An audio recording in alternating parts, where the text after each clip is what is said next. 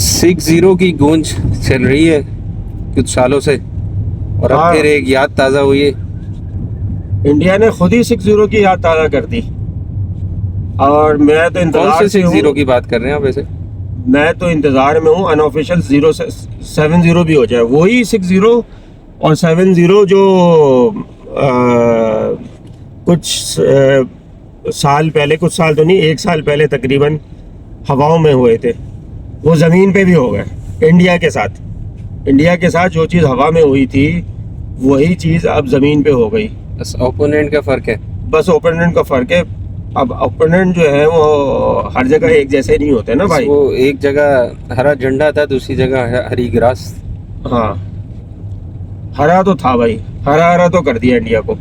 और दूसरा एक मज़े की बात यह है कि एक उनका कोई बंदा था इंडिया का, वो ये कह रहा था, वो बड़े मज़े की बात लगी मुझे कि अच्छा, वो उसमें दोनों बात हमारे लिए मज़े की है।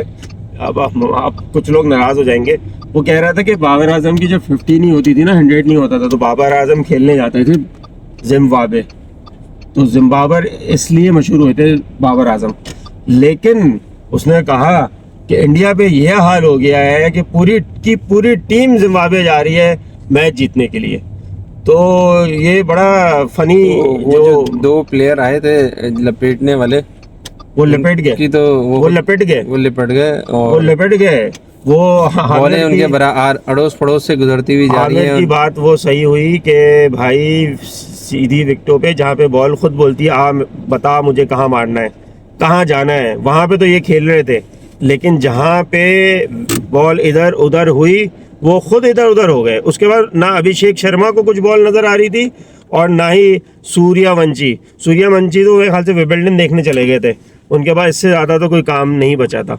तो बहरहाल इंडिया का भरकस निकाल दिया है, और भरकस इसीलिए निकाला कि इंडिया अपनी वो आईपीएल की टीम को जो कि परफॉर्म कर रहे थे, आईपीएल को वो समझ रहे थे कि दुनिया का कोई ब्रांड है, और दुनिया का जो वो ये समझ रहे थे कि बेहतरीन क्रिकेट हो रही है आईपीएल में, वो उनको पता चल गया।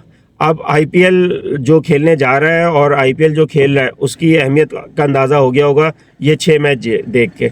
6-0 6-0